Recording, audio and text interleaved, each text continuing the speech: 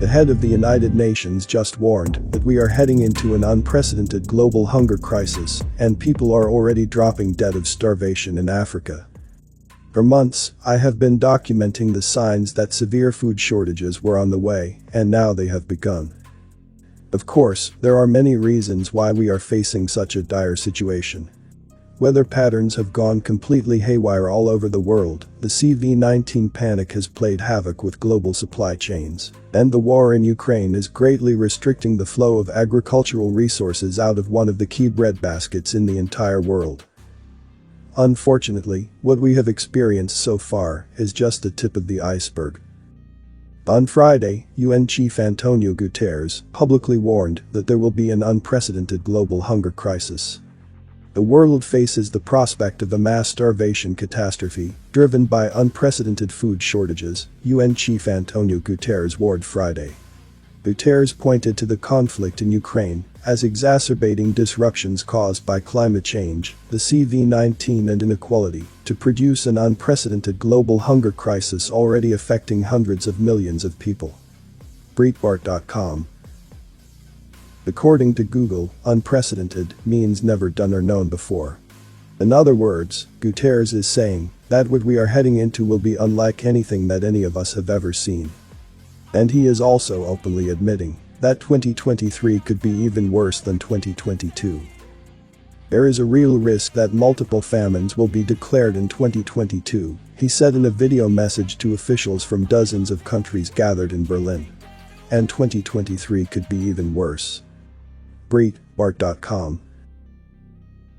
Actually, I think that it is safe to say that 2023 will definitely be worse than 2022, based on the information that we currently have. Before I continue the video, please give a like if you'd learned something. And don't forget to subscribe, and also click the notification bell too, so you won't miss any update. And watch to the end to avoid misunderstanding. Thank you. Of course, things have already gotten really bad in some parts of the world. In Somalia, one deeply suffering mother has already lost 4 of her children to starvation in 2022. No mother should have to lose her child.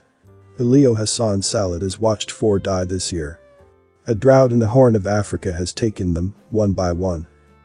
Now she cradles her frail and squalling 3-year-old, Ali Osman, whom she carried on a 90-kilometer or 55-mile walk from her village to Somalia's capital, desperate not to lose him too. Sitting on the floor of a malnutrition treatment center filled with anxious mothers, she can barely speak about the small bodies buried back home in soil too dry for planting. abcnews.go.com. That is one of the saddest things that I have read in a very long time. If reading that doesn't make you incredibly sad, you should check to see if you still have a heart. What is even more tragic is that countless others will soon starve to death in Somalia, and conditions have also greatly deteriorated in Ethiopia and Kenya. More than 200,000 people in Somalia face catastrophic hunger and starvation, a drastic increase from the 81,000 forecast in April, a joint statement by UN agencies said Monday, noting that a humanitarian response plan for this year is just 18% funded. Somalia isn't alone. In Ethiopia's drought-affected regions, the number of children treated for the most severe malnutrition, a tip of the crisis, jumped 27% in the first quarter of this year compared to last year, according to UNICEF. The increase was 71% in Kenya, where Doctors Without Borders reported at least 11 deaths in a single county's malnutrition treatment program earlier this year. abcnews.go.com. I have always warned that it would be the poorest parts of the world that would be hit the hardest. But as the food shortages intensify, Western nations will feel the pain as well. The biggest problem is all the food that is not going to be grown this year. Many fertilizer prices have approximately tripled from a year ago, and that is going to dramatically impact agricultural production all over the world. Over the coming months, a major challenge will be access to fertilizers, which may impact food production across many crops in different regions. Fertilizer prices surged in March, up nearly 20% since January 2022, and almost 3 times higher compared to a year ago. Russia and Belarus are major fertilizer exporters, accounting for 38% of potassic fertilizers, 17% of compound fertilizers, and 15% of nitrogenous fertilizers. Worldbank.org. Here in the United States, many farmers have gone ahead with normal planting despite the high fertilizer prices, but now extreme drought is ruining crops all over the western half of the nation. For example, just check out what is happening in Kansas. The following comes from NPR. Elizabeth Rembert, byline. Usually Kansas is known for its fields of waist-high golden wheat. But this year, the blistering conditions have withered some of the crop into short patchy straw. Standing in one of his fields in northwest Kansas, Chris Tanner wonders if it'll even make it through harvest. Chris Tanner: I mean, like, this head down here, there's going to be nothing in it. It'll blow out the back of the combine. You can see the seeds kind of exposed there. It'll shatter out even before we get here.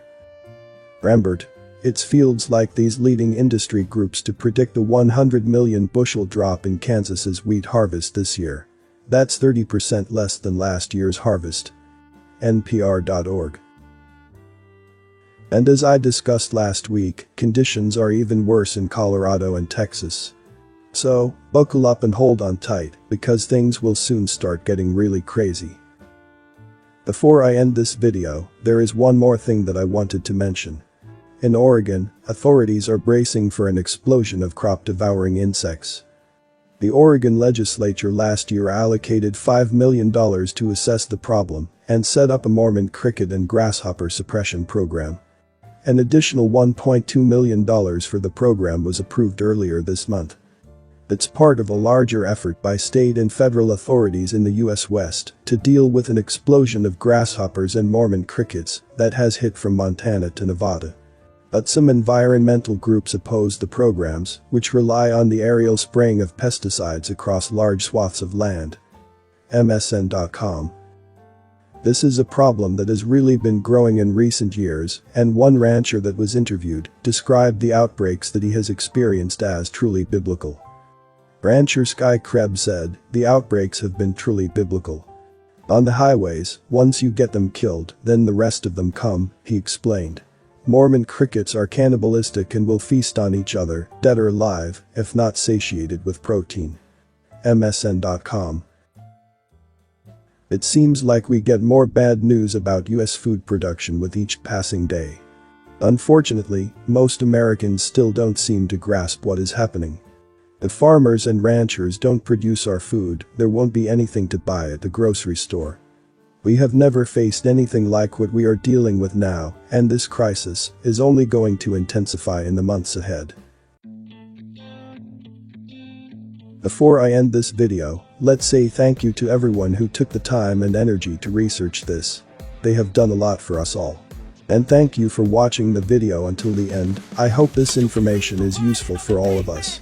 See you in the next video.